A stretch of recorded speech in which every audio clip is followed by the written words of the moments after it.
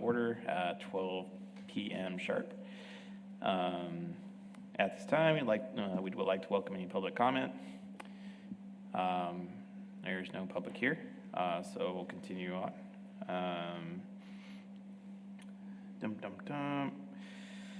All right. Looks like it's time to go ahead and I'll entertain a motion to approve the consent agenda as published. Motion. All right. Second. All right. Motion carried. And You'll go ahead and take a vote. I'd like to take a vote. All in favor say yay. Yay. Yay. Okay. All opposed say nay. All right. Moving along. Moving on to the regular agenda. First item on the consent agenda is going to be item A, considering approving the January 18th, 2024 Animal Shelter Advisory Committee regular meetings. If you'll skip to regular agenda item 4A, please. 4A, sure. We've approved 3A and B consent agenda. All right, sorry about that. Okay, regular agenda, consideration of the Animal Shelter Advisory Committee revised bylaws, presentation by Neighborhood and Family Services Assistant Director, Morgan Chedwigan. Okay, so what I have before the committee today are some proposed revisions to the bylaws. One, our bylaws should have a regular review, and the current ones were adopted, I believe, in 2019, so they are due for an update. But also, this group, and I think a lot of boards and commissions in the community, has a hard time recruiting new members, covering absences. Of course, people should be allowed to be absent, but there should be, sufficient membership to still have enough of a attendance to call a meeting to order and have a quorum. And so we did propose a change in the membership, not at all a criticism of current membership, but simply in an attempt to have a greater chance at being able to call meetings to order, hear agenda items of the day, and meet, of course, the state health code's requirement that we meet 3 times annually in a year, which we failed to do so in 2023 because of the numerous challenges we were facing. So the bylaws are before y'all today to make a recommendation to council. Bylaws would, of course, come to any committee or board before going to council. And if this group is supportive of the proposed changes, it would then go to council in an ordinance amendment as well, actually changing that regulation locally. So when we have a committee of 7, regardless of how many of those 7 seats are actually occupied or vacant, we must have 4 people attend like we do today to call a meeting to order. What's proposed is a committee of 4, simply the 4 specialty roles as defined by state law. And in a committee of 4, we would have to have 3 members in attendance to call the meeting to order. We do believe that would increase our compliance, improve our compliance with Statute 823.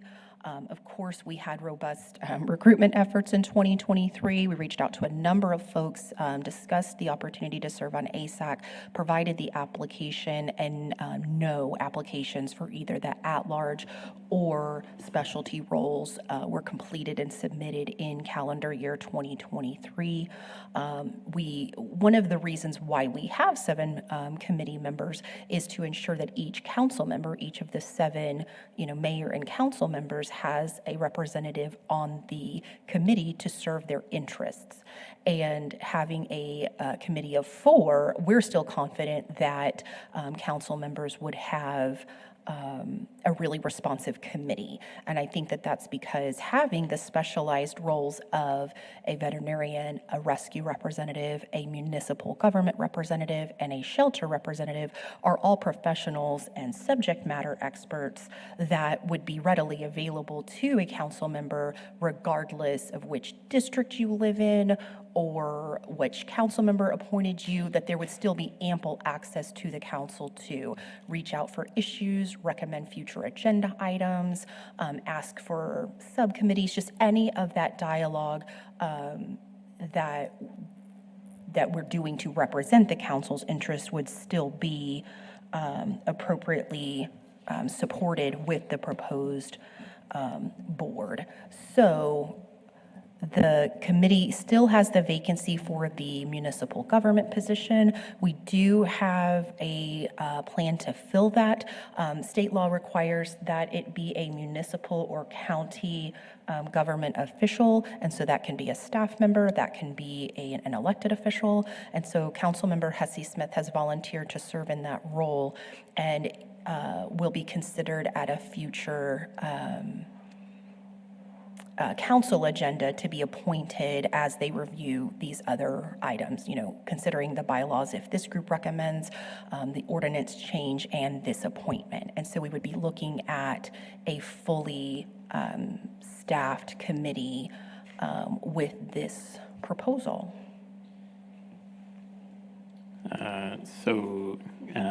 With that committee on that part, looks like Bambi would not be any of her? Correct. Okay. And you'd be looking at vacating that spot just for other reasons? Okay. Just wanted to ask, so, okay. Although we really appreciate Yep. Bambi's commitment and efforts and work that she does. Bambi does have another year on her term and has gladly served it, but as the only just at-large resident appointee, she would be the representative no longer serving in the event this was all approved. All right. Well, anyone have any comments about that? Any thoughts? But, everyone seemed to be in agreement. And I put in y'all's background, and I do, we would love to have a committee of 7. We would love to have a really active and participatory committee, and it's just, we haven't had that all of 2023, and being non-compliant with state law was really concerning and is a condition of our annual inspection and licensing, and we must have an ASAC, we must meet the statutes by having these specialized roles, and we must meet in accordance with the law. And so we've... And there's been plenty of times where I've shown up and there was a full house and we were -1.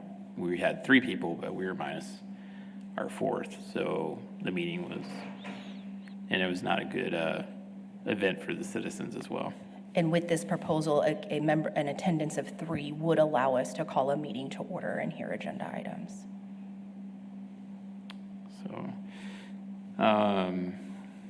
So if no one has any other comment or thought or suggestions on the proposal of before us on the bylaws, I guess we'll go ahead and put it to a vote. All in favor, say yay. Can I have a motion? Oh, sorry. Can I have a motion to put to a vote the acceptance of the proposed bylaws? I'll motion that. All right. Do I have a I'll second? second it. All right. Motion carried. So vote. All 4 say yay. Yay. Yeah. All right. All opposed? All right. Motion carried. Okay. So I guess that takes care of item A there. So now we're going to move on to discussion and possible related monthly shelter performance for January 2024, presented by Morgan. And do we have to pause at this point for public comment? Or? You can take public comment after the presentation and after committee discussion. Okay. All righty.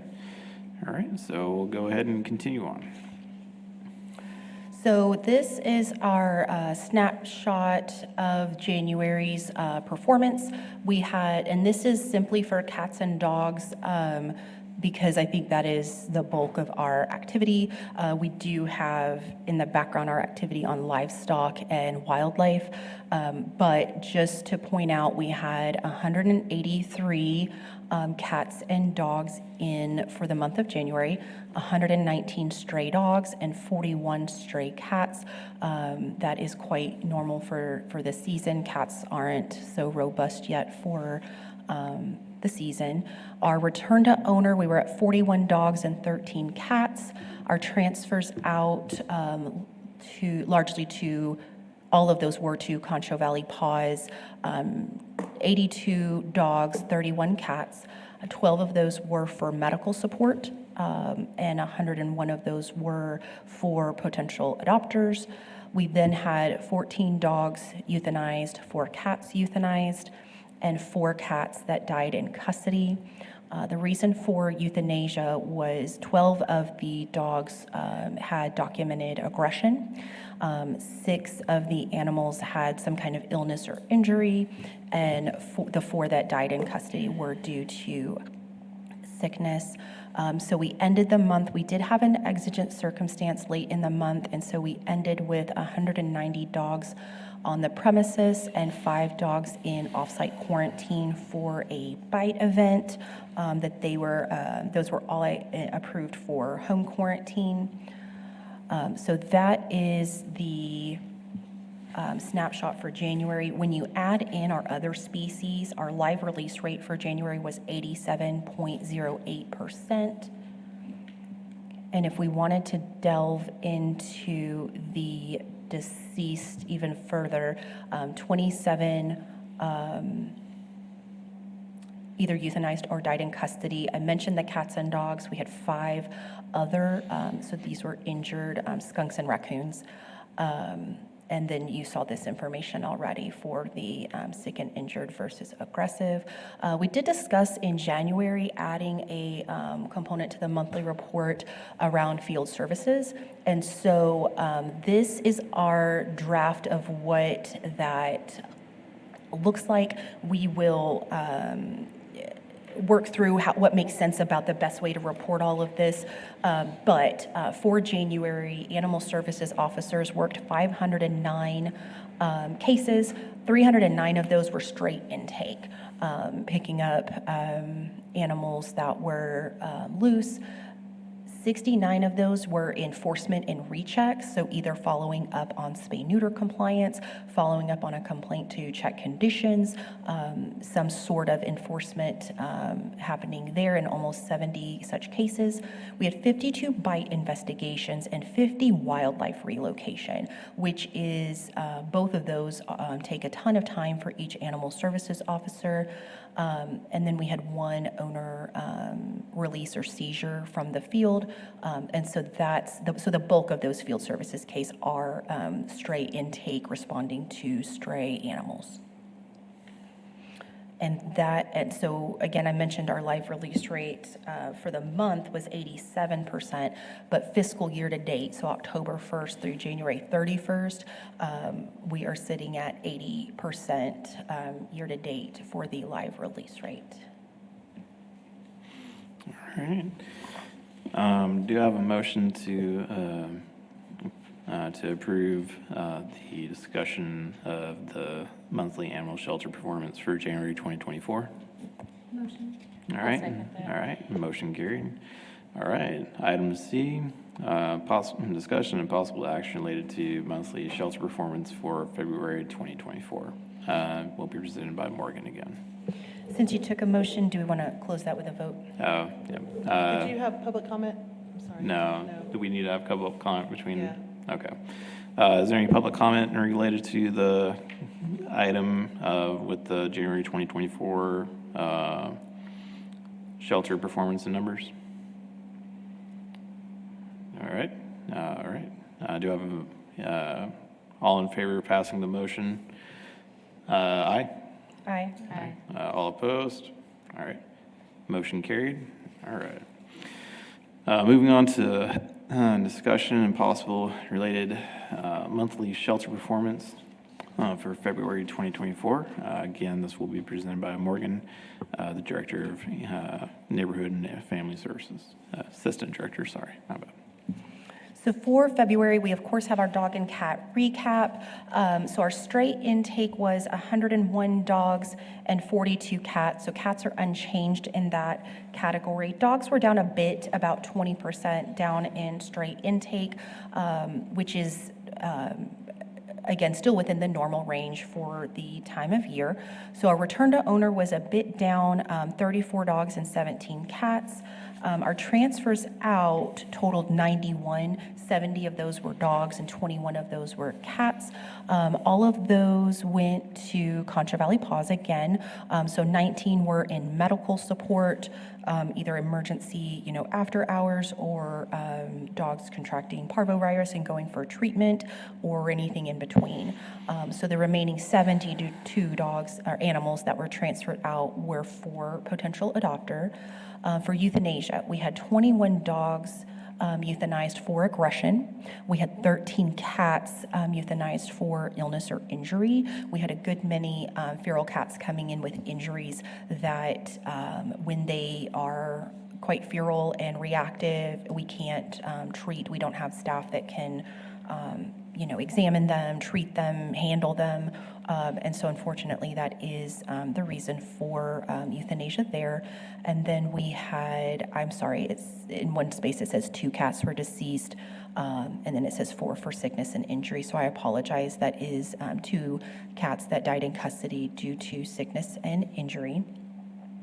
We did get back down under capacity, but at month end, at the leap year, February 29th, we did have an exigent circumstance with a litter of puppies dumped on the premises. So that did put us at 187 for month end. For dogs on site, 43 cats, and 1 dog was in home quarantine off-site. So that is the total of 231 animals in custody.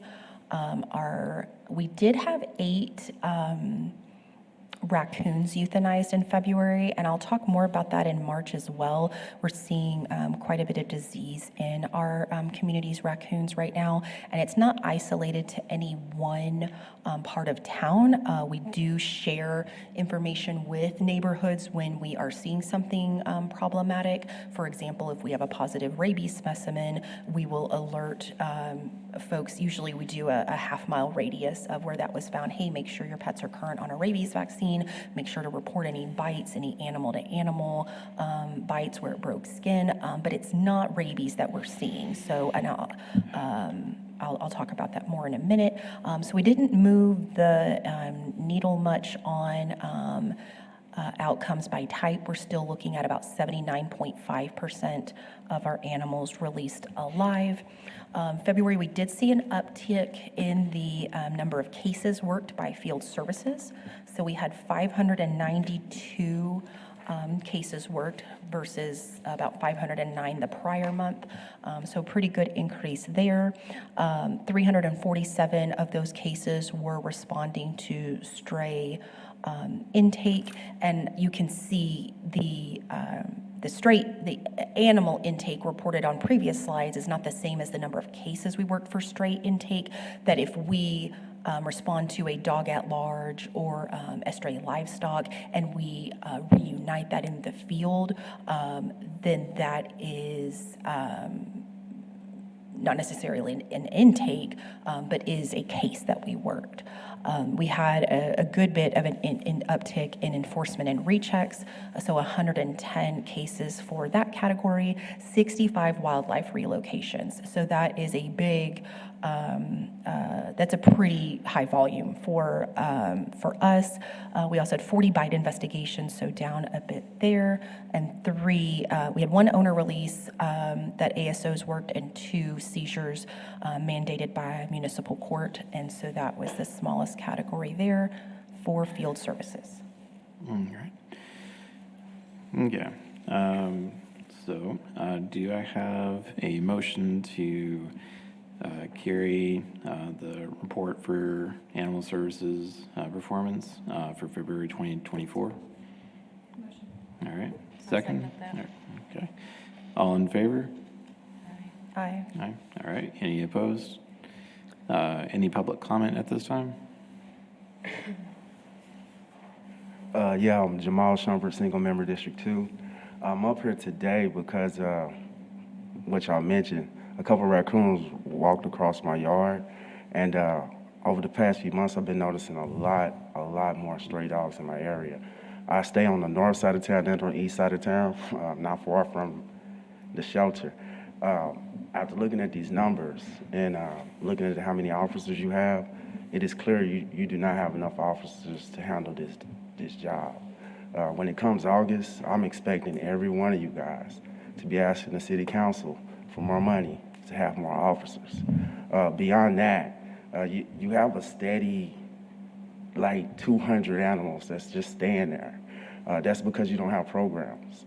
If you have programs to train these animals for deaf people and blind people or disabled and elderly, you could get them out of there.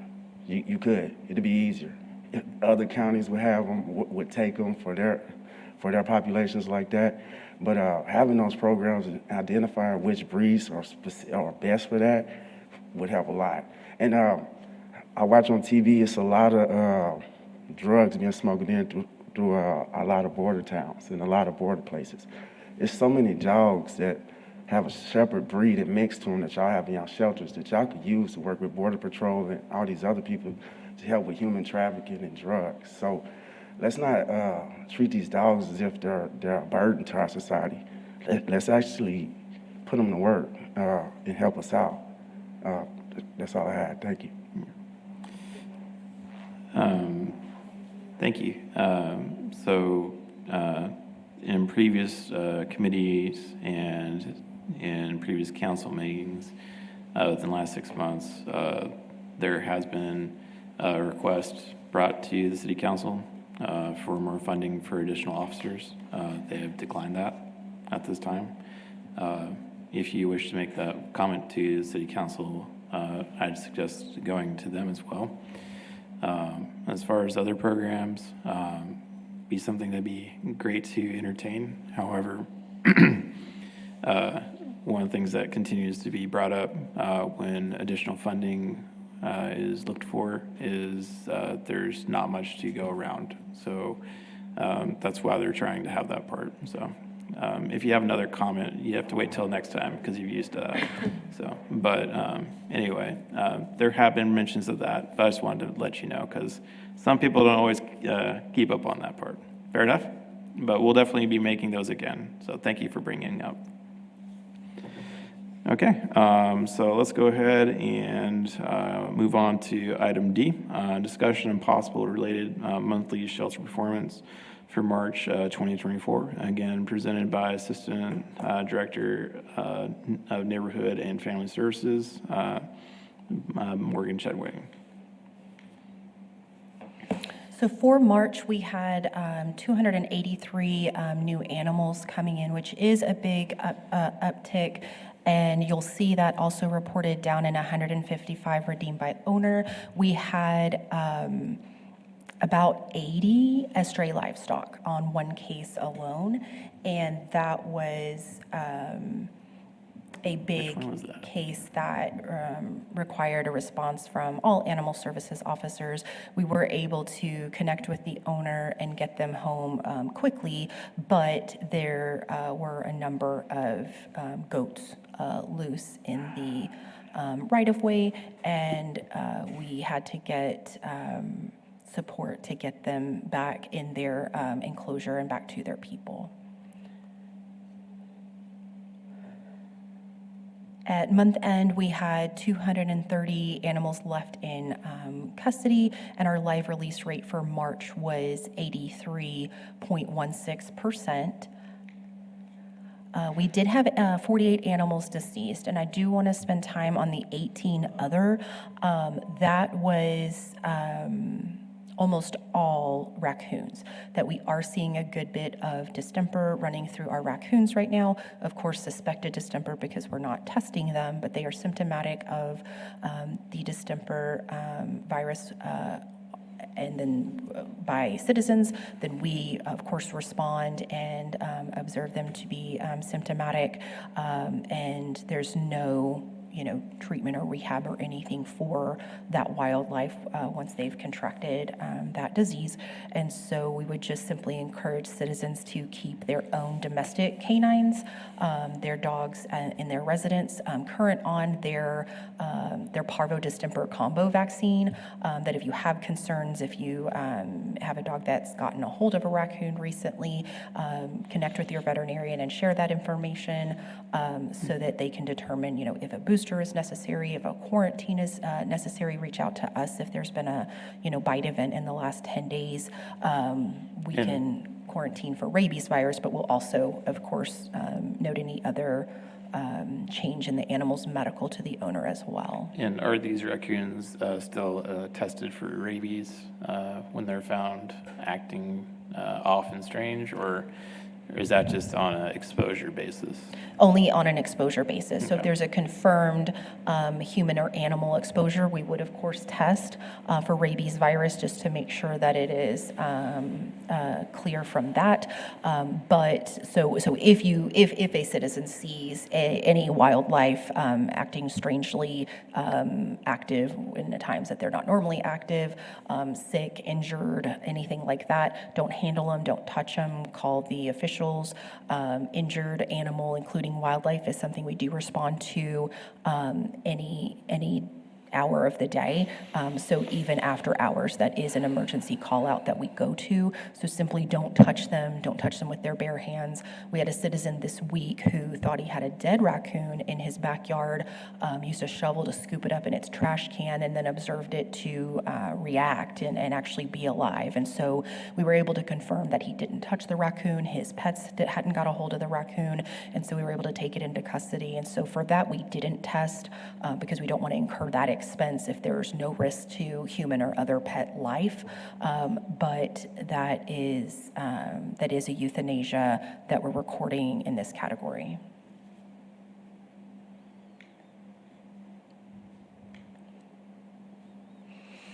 So we did improve that goat case, really helped our live release rate. So now we're sitting at about 80.5% there. Our field services cases were greatly reduced this month for March. We were at 387 cases, but 41 of those were wildlife relocations, which any single one of those takes at least an hour to do. And then 31 of those were bite investigations, which take an hour on that first part of the investigation, and then subsequent follow-ups for the quarantine and observation. So those cases are very